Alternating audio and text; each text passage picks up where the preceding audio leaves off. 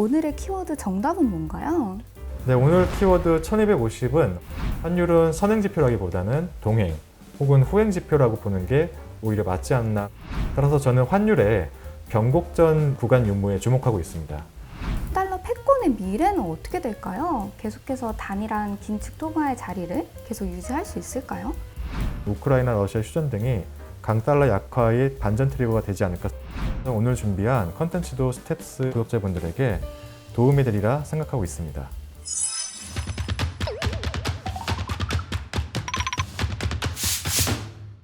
네, 안녕하세요. 스텝스 구독자 여러분. 펀드 매니저 털기의 쭈디입니다. 네, 안녕하세요. 하나사운용 펀드 매니저 유비 팀장입니다.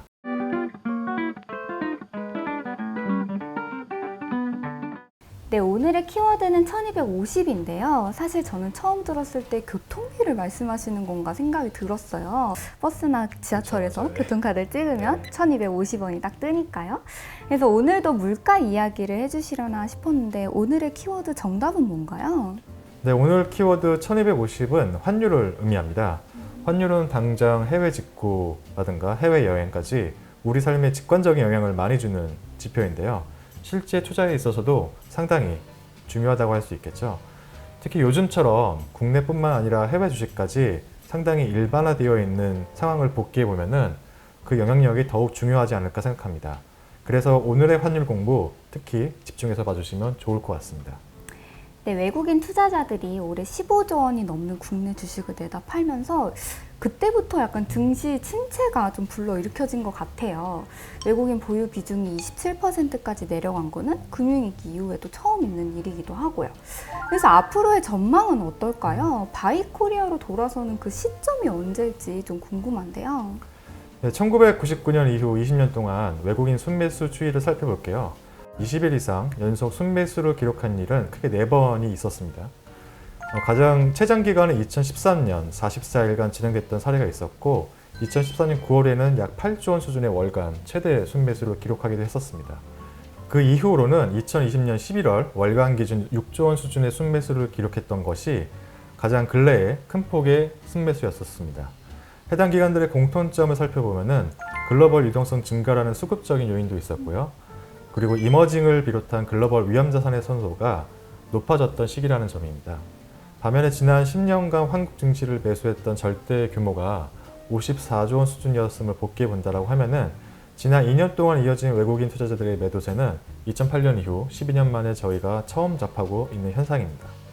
그렇다면 대체 왜 자꾸만 외국인 투자자들이 이렇게 빠지고 있는 걸까요? 이탈하는 그 이유가 좀 궁금한데요. 네, 이탈의 이유는 코로나 이후 유동성 장세로 인한 증시 급등에 따른 차익 매물이 가장 큰 이유라 저는 생각을 하고 있고요. 두 번째는 지난화에서 말씀드렸던 물가, 인플레이션도 하나의 영향일 수 있을 것 같고 그에 따라서 세 번째로는 달러 강세가 지속되고 있기 때문에 신흥국의 약세 같은 복합적인 요인들이 얽혔기 때문으로 볼 수 있겠습니다. 하지만 핵심은 저는 지난화에도 말씀드렸던 것처럼 팔 외국인은 다 팔았다는 점입니다. 특히 미 연준의 긴축 사이클 속에서 전쟁까지 경험했던 2022년을 생각해 본다라고 하면은 나올 만한 악재는 다 나오지 않았나 생각하고 있습니다. 가장 큰 남은 악재는 시장에서 많이들 들어보셨을 스태그플레이션 내지는 경기 둔화가 아닌 그 이상의 경기 침체 정도가 남지 않았나라고 생각하고 있습니다. 통수요의 억제를 통해서 현재의 인플레이션 둔화를 이끌어내고 싶어하는 연준의 스탠스를 생각해 본다면 이러한 우려는 종국에는 해소되지 않을까 기대합니다.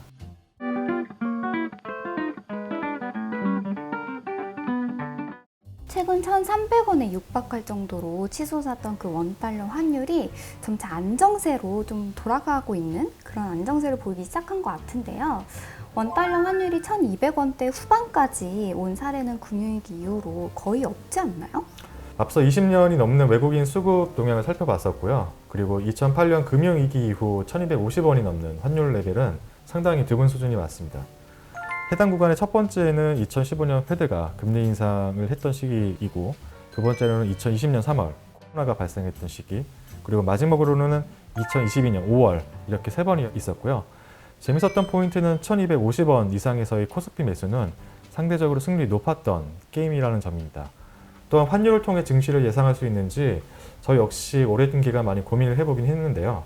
FX 마켓 자체가 전 세계적으로 훨씬 큰 시장이기도 하고 다양한 변수가 지배하는 시장이기에 환율은 선행지표라기보다는 동행 혹은 후행지표라고 보는 게 오히려 맞지 않나라는 생각이 들었었습니다. 따라서 저는 환율의 변곡전 구간 유무에 주목하고 있습니다. 현재 시점에서 추가적인 원화 약세 혹은 추가적인 원화 강세가 지속될 수 있는 환경인가에 대해서 1차적으로 주목을 하고 있고요.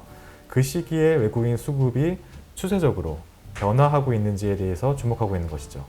특히 5월 마지막 주는 이례적으로 외국인 순매수가 단기에 빠르게 진행되었었는데요. 해당 주간의 MSCI 리밸런싱 등 일시적인 패시브 수급이다 혹은 추세적 전환이다 등 해석이 분분하기도 했었습니다. 하지만 분명한 점은 환율의 단기 고점을 확인했는가에 대한 유무라고 생각합니다. 결론은 환율에 대한 부분은 예측보다는 대응의 영역이라는 점입니다. 환율의 예측 가능성보다는 변곡점에 주목하자는 말씀이신 것 같습니다. 달러는 기축통화니까 그 강세 요인에 대해서 좀 생각해 볼 필요가 있을 것 같은데요. 그렇다면 달러의 강세 기조가 계속 유지가 될까요? 역사적으로 달러 강세 시기를 알려주시면 이해가 빠를 것 같습니다. 1965년 이래로 달러 강세 시기는 크게 세 가지로 나눠볼 수 있습니다. 첫 번째로는 미국 중심의 성장세가 강화되던 시기이고요. 해당 시기는 95년도 IT 버블 같은 시기와 2011년 유럽 재정 위기 같은 시기라고 할 수 있을 것 같고요. 두 번째로는 미국과 여타 지역 간의 금리 차가 확대되는 시기인데 이러한 케이스는 보통 중앙은행 간의 정책이 엇갈렸던 시기입니다. 세 번째로는 리세션, 경기 하강 시기, 결과적으로 리스크 오프 시기라고 할 수 있겠죠. 현재의 달러와 초강세도 위 세 가지 경우의 수에서 크게 벗어나고 있지는 않습니다. 이번 사이클 역시 세 가지 요인들이 복합적으로 작용하고 있는 것이죠. 특히 달러 인덱스의 60% 이상은 유로화가 차지하고 있기 때문에 매번 단합되지 않는 유럽의 정치 상황이라든가 유럽의 경기 상황이 향후 달러 약세의 중요한 트리거로 작용할 것으로 예상합니다.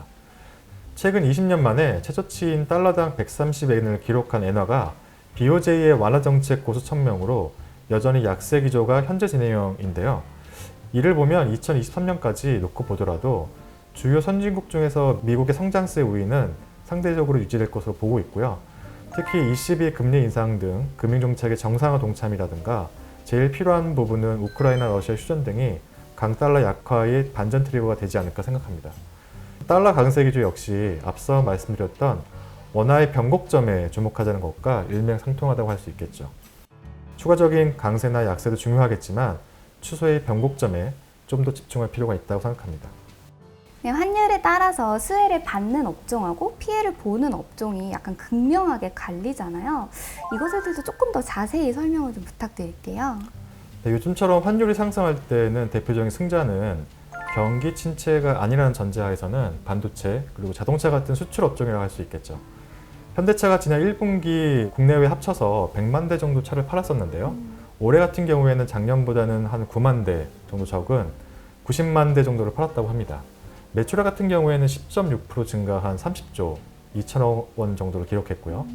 영업이익도 작년 1분기보다는 16.4% 정도가 늘어나는 상황이고요. 매출액 증감 사이로 보게 되면 환율 효과가 1211억 원, 영업이익 개선에 있어서도 551억 원의 긍정적인 영향을 준 것을 볼 수가 있습니다. 여타 다른 수출 기업들 같은 경우에도 회사별로 처한 환경이 조금씩 다를 수는 있겠지만은 환율 효과의 절대적인 수준은 그 방향성에 있어서 그 궤를 같이 할 수 있다라고 볼 수 있을 것 같습니다. 특히 이제 대표적인 수출 기업인 자동차 섹터 안에서 환율 효과에 따른 민감도를 바탕으로 영업이익률 개선폭을 확인해 본다면 약 1% 수준의 긍정적인 효과를 확인할 수 있었습니다.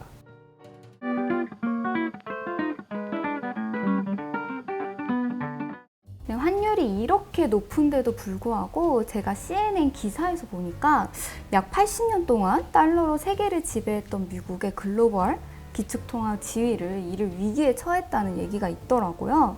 달러 패권이 흔들리는 현재의 상황 어떻게 보시나요? 네, 결론부터 말씀드리면 기축통화로서 달러의 위상은 여전히 견고하다고 할 수 있습니다. 통화 다변화가 오랜 기간 동안 진행되긴 했는데 그 절대적인 수준이 아직은 걱정할 단계는 아니라고 생각하고요. 최근에 국제통화기금 IMF의 보고서에 따르면 지난 20년간 달러와의 세계 통화 준비금리 점유율은 점차 낮아지고 있음을 확인할 수 있습니다. 세계 각국의 외환 보유고 안에서 달러의 비중이 줄어들고 있는 건데요. 1999년 전 세계 각국의 외환 보유고에서 달러의 비중은 73%였다가 지난해 기준으로 58%까지 줄었다고 합니다. 22년 사이에 전 세계 외환 보유고에서 달러의 비중이 25% 가까이 줄었다는 얘기인데요. 그럼 그 빈자리는 누가 차지했을까요? 유로화 혹은 엔화, 위안화, 파운드화. 빅4의 비중은 그렇게 늘어나지 않은 반면에 변방위 통화들이 오히려 그 자리를 차지했다고 합니다. 1위는 캐나다 달러, 2위는 호주 달러. 전통적인 원자재 국가라고 할 수 있을 것 같고요. 한국의 원화 같은 경우에도 새롭게 자리매김을 했다고 하네요. 그렇다면 이렇게 달러 패권이 흔들리는 그 이유가 무엇일까요? 결국 달러라는 근본적인 시스템의 유지는 미국 국채에 대한 믿음과 연계되어 있을 것입니다.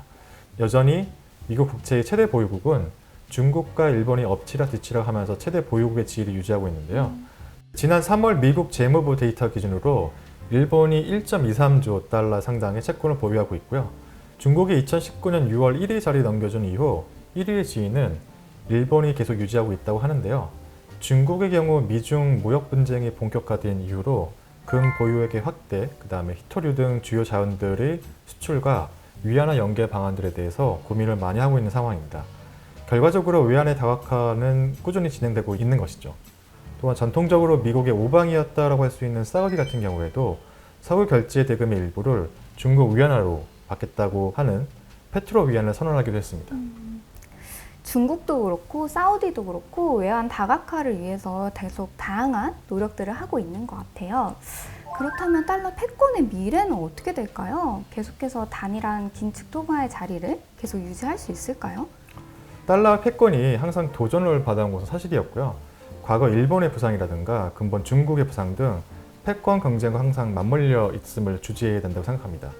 아이러니하게 미국은 이러한 도전을 받을 때마다 음모론일 수는 있겠으나 위기 조정을 통해서 대외 불확실성을 빙자한 달러 강세를 구조적으로 유도하기도 했습니다. 특히 2008년도 금융위기 이후는 비트코인이 등장하면서 기존 달러 패권에 대한 기득권에 대해서 또 다른 새로운 도전에 직면하기도 했는데요.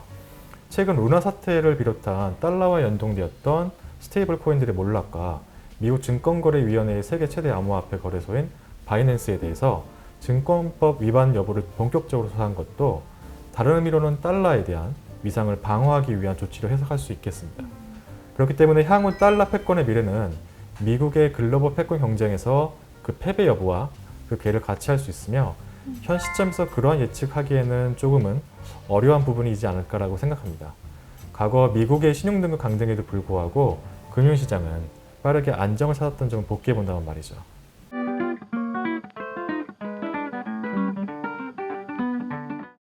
네, 오늘의 키워드 1250을 통해서 환율로 풀어보는 증시 이야기를 들어봤습니다. 이제는 환율을 포함해서 주가도 약간 진정 국면에 들어갔다는 생각이 드는데요. 이런 시점에 투자 전략을 어떻게 세우면 좋을지 정리를 좀 부탁드립니다. 네, 투자 관점에서 환율은 대응의 영역이긴 하지만 그 변곡점 1250에 주목하자. 이게 이번 6화의 핵심 메시지라고 이해해 주시면 좋을 것 같습니다. 수출을 많이 하는 우리나라 입장에서는 어쨌든 환율이 오른 게 뭐 반도체나 자동차 같은 수출 기업들에게는 좋긴 할 것 같아요. 그래서 어렵지만 이 위기를 잘 돌파해 나갈 수 있을 것이라는 기대를 좀 품어보게 됩니다. 네, 맞습니다. 또한 1250원 수준은 절대적인 측면에서 우리가 연초 이후 알고 있는 악재 이해에 추가적인 악재가 나오지 않는다면 외국인 입장에서도 충분히 환차익까지 고려한 긍정적인 환율 레벨이 아닐까 싶습니다. 네, 마지막 메시지에 많은 힌트가 들어있는 것 같습니다. 꾸준히 펀드 매니저 털기를 지켜본 분들이라면 눈치채셨겠죠? 네, 오늘도 증시 속에 숨겨진 다양한 이야기들을 들려주셔서 감사합니다. 저희 7화에는 어떤 내용이 준비되어 있나요? 네, 어떤 투자 이야기로 찾아뵈야 할까 고민이 되게 많았었는데요. 7화의 키워드는 숫자 10으로 준비해봤습니다. 숫자 10이라 되게 쉬우면서도 아리송한 키워드가 아닐까 싶습니다.